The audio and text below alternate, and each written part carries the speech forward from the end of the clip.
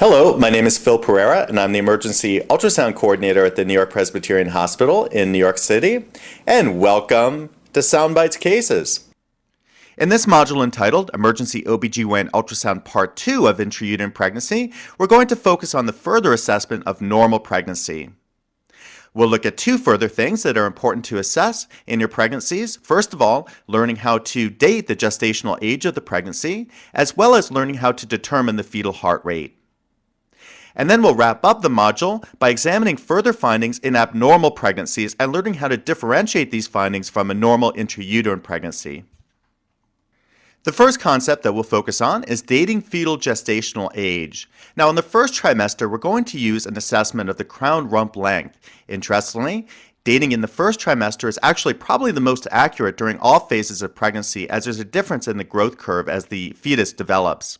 In the second trimester, we'll measure the skull biparietal diameter, and in the third trimester, the dating is composed of a biophysical profile focusing on the femur length as well as other biophysical measurements. This is an image of a first trimester pregnancy, and we're going to evaluate the gestational age by measuring the crown rump length. Here we see the fetal pole stretched across the gestational sac, and we see the crown located over towards the right and the rump towards the left. If we put the calipers down from crown across to the rump, we get a measurement of 1.46 centimeters. Now, by selecting crown rump length in the software package on the ultrasound machine, we'll get an assessment of gestational age, which we can see here towards the bottom left, 7 weeks and 6 days. As first trimester dating is considered one of the most accurate during the entire pregnancy, it's nice to print this image out and give to your patient to take for their follow-up visit with their OBGYN.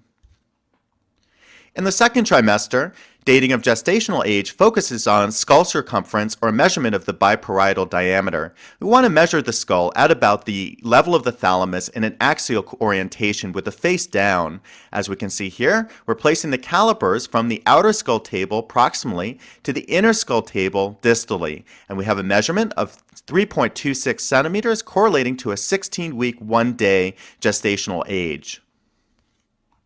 In addition to measuring the gestational age of the fetus, another very important concept is to get a measurement of the fetal heart rate. Now, normal fetal heart rates will range from 120 to 160 beats per minute, but lower rates down to 90 beats per minute can be seen in early pregnancy in the early parts of the first trimester. M mode is the best method for determining fetal heart rate. Power Doppler, in contrast, gives more ultrasonic energy to the developing heart. Thus, M mode is the preferred way of measuring the fetal heart rate at this time. Here we're going to use M mode to determine the fetal heart rate. Notice we have the fetus zoomed up towards the top of the image, and we're placing the M mode caliper directly over the fetal heart.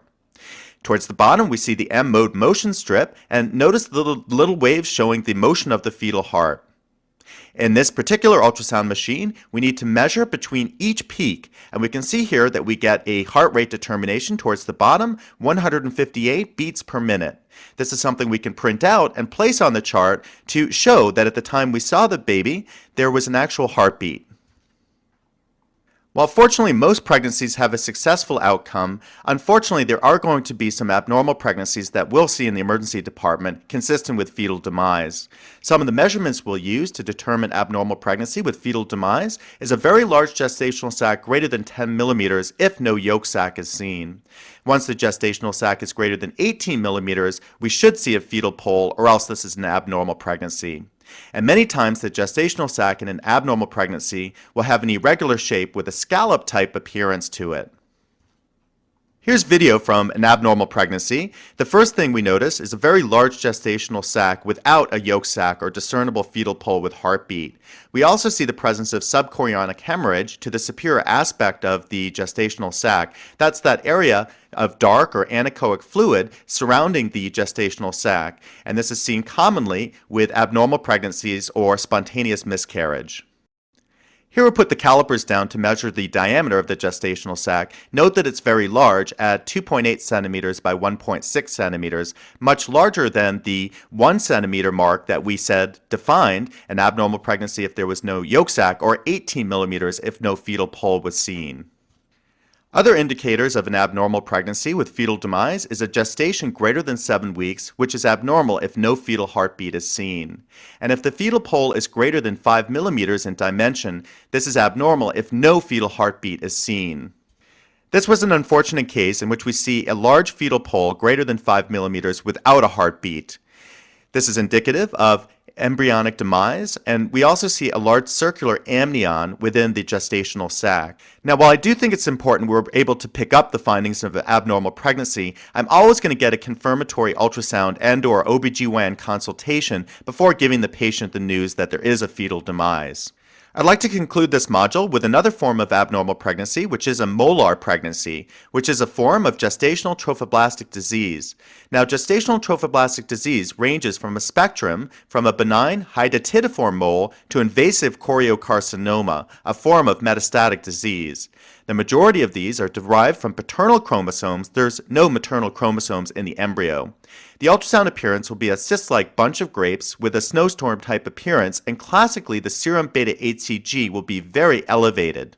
Here's video from a patient who presented with a molar pregnancy. Her presenting symptoms were uncontrolled hypertension during the pregnancy, as well as vaginal bleeding and pain. And what we see here is the presence of a molar pregnancy within the fundal region of the uterus. Notice it has a cyst-like type appearance, very different from the normal appearance of an intrauterine pregnancy. As we scan back and forth, it almost looks like a bunch of grapes within the fundus of the uterus.